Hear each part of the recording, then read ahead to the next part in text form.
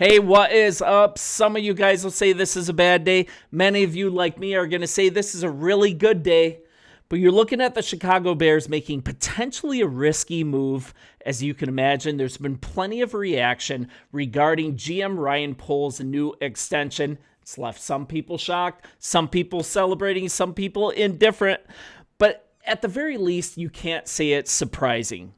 Looking back to when Ben Johnson interviewed, he talked tons about valuing the alignment with the front office in any potential job that he took. And alignment isn't only in do we see things the same way? Are we going to be here working together for the long term? So the Bears made this surprising move to some. It was reported that they're signing general manager Ryan Poles to an extension, a multi-year contract, and that keeps him in Chicago through the 2029 season. So we're looking at the Bears going 15-36 since Ryan Poles took over. And that's absolutely terrible. 0 winning seasons, no playoff appearances, 2 seasons with 5 or fewer wins, if you can imagine. But let's look at it from the other side, and I'm going to try to be impartial here. When Ryan Poles started in Chicago, he inherited an absolutely aging roster, a weak coaching staff under Matt Eberflus. And I don't care what you say, when you are hired as a GM and the head coach is hired the day after, I can't imagine that he was really Ryan Poles' pick. I think he was kind of hoisted on him. You guys can disagree. But anyways, he now has his own head coach, went through a really long process, a really thorough process, determined to get this right. So now Ben Johnson is in town. We've got a roster that's been built over the last 3 years. The time is now to play winning football, and I think everything is in place for that to happen. And also, this is kind of a what have you done for me lately kind of league. I think management, I think Kevin Warren, I think ownership was like, look, we finally have synergy between a GM and a head coach.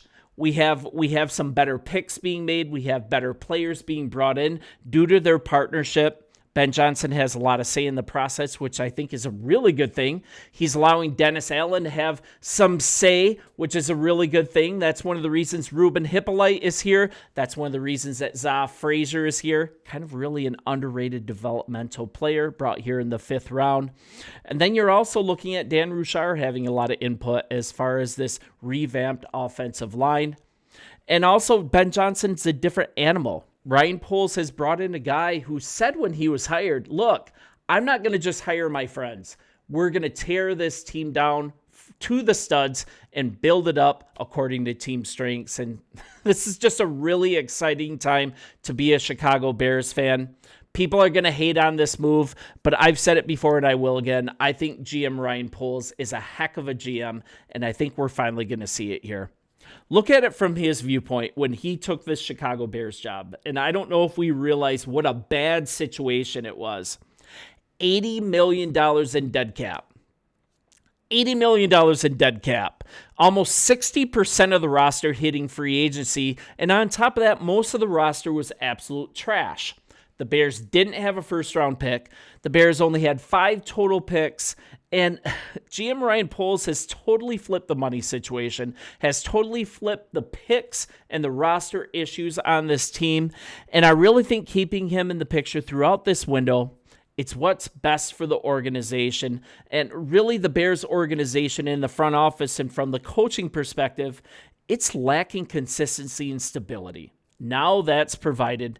Now, while it hasn't been the most successful process as a GM, the impact Poles has made on this team is evident throughout both sides of this roster. I'm not going to be all Pollyanna, though. Every general manager has some major misses at some point, and Poles has had plenty, right? Striking out on Chase Claypool, overpaying for Nate Davis, multiple others that we don't have to get into. You guys know what it is. But on the flip side, look at the players he's brought in. Look at how he continues to keep them in Chicago. And this is even before he joined forces with Ben Johnson. Now you're looking at Caleb Williams, DJ Moore, TJ Edwards, Kyler Gordon, Rome Odunze, Darnell Wright, future of this franchise stalwarts. This was never possible before GM Ryan Poles took over. More importantly, he's actually started finally developing a stronger locker room culture. You can argue that happened too little, too late. But he's got like-minded guys in. He's got a coaching staff that are like-minded, guys that preach the same mindset. Everything is connected. Not every general manager is perfect, though, and Poles certainly hasn't been since he was hired in 2022, but it's really clear that his actions over particularly the last 2 years, it must have inspired confidence within this organization. From an aerial view, I'm inspired by the moves that he's made. I think he's done such a good job building this roster on both sides. Let's look at it a bunch of ways, though. Poles might be the guy at some point.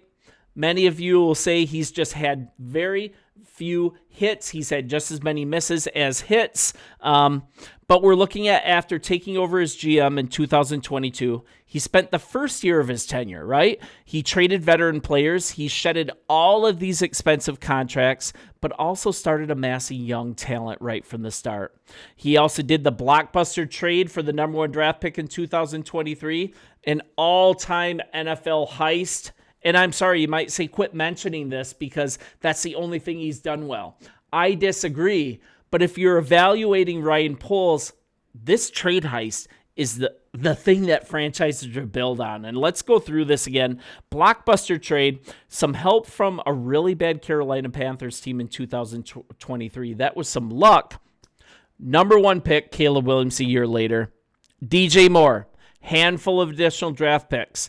This netted Darnell Wright, cornerback Tyreek Stevenson, punter Torrey Taylor, and then also through trades and these draft picks working their way through the organization and others. It was also the source of Luther Burden III coming on this team.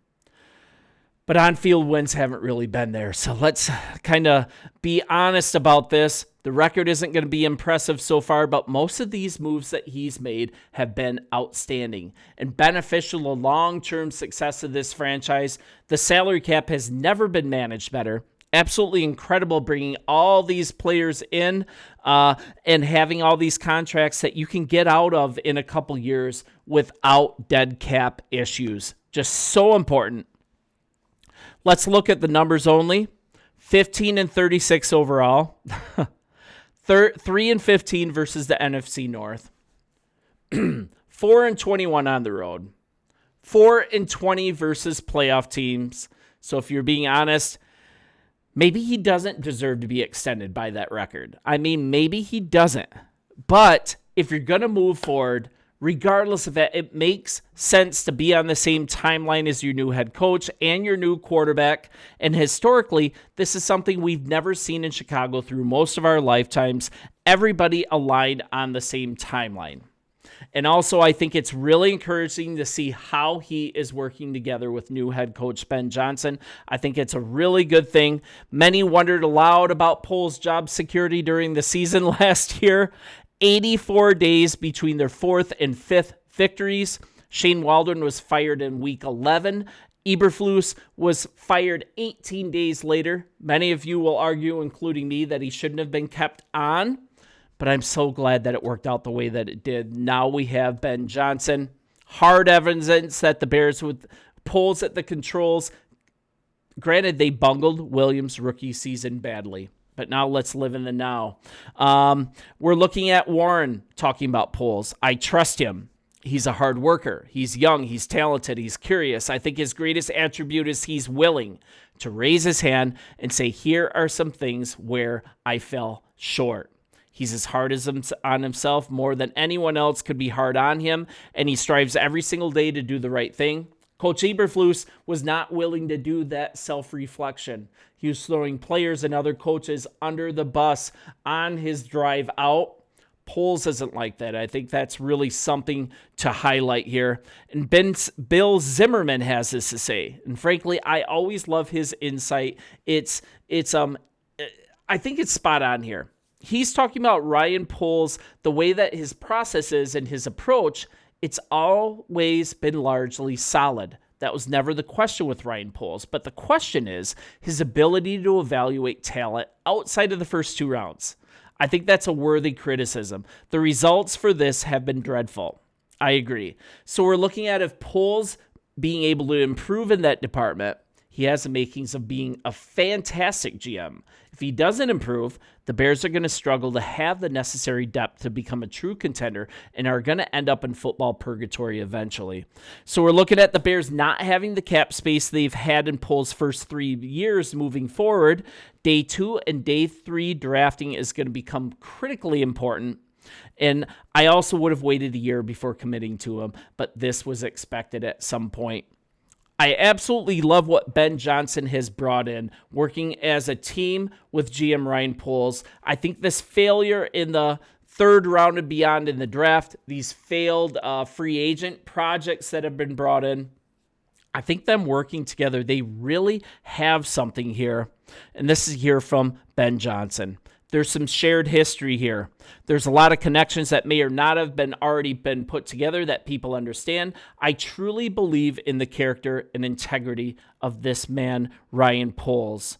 You're looking at the Bears bringing in these interior offensive linemen in Tooney, Dahlman, Jackson, 2 defensive line starters in Grady Jarrett and Dio Odangbo. The Bears are going to report the training camp on July 22nd. I cannot wait. They're going to do so with 40 new players on the 90-man roster, 17 new coaches, including Johnson, DC Dennis Allen, and offensive coordinator Declan Doyle. He's really shaken the Sean Payton tree. I really love the coaching mix that we have. Poles said that it feels natural now. And Poles also said with Ben Johnson, he's been a pleasure to work with. I'm grateful for that and our relationship. And as we continue to build that through this journey, it's been smooth. Pairing the length of these contracts, putting the coach and the GM on equal footing moving forward. And from all intents and purposes, it looks like these 2 men are working perfectly. It's such a good personnel mix, and I think you're going to see the results on the field. You're already seeing it in the players that are being acquired and kept and nurtured and brought on. I think this partnership is going to be fantastic. I think Ryan Poles is a really good GM, but he needs a head coach like Ben Johnson to help with player acquisition. Guys like Dennis Allen, guys like Dan Ruchar. Heck, Eric B. Enemy at running backs coach. He has all of these men that have been there, done that. All of these men that are allowed to have a voice in the room. And this is a true team here, a coaching and management team that's working together. And now I think they've built something special. But I'm tired of winning off seasons. I want to see it on the field. I'm sure you guys do too. Bear down. Let me know in the comments what you think about this. I'll probably post a survey whether you think GM Ryan Poles should have been extended or not. And I'm grateful that you guys continue to watch. If you haven't already, we're pushing towards 10,000 plus subscribers. Almost there. Hit the subscribe button would be a huge blessing. And I'll talk to you guys soon. Bear down.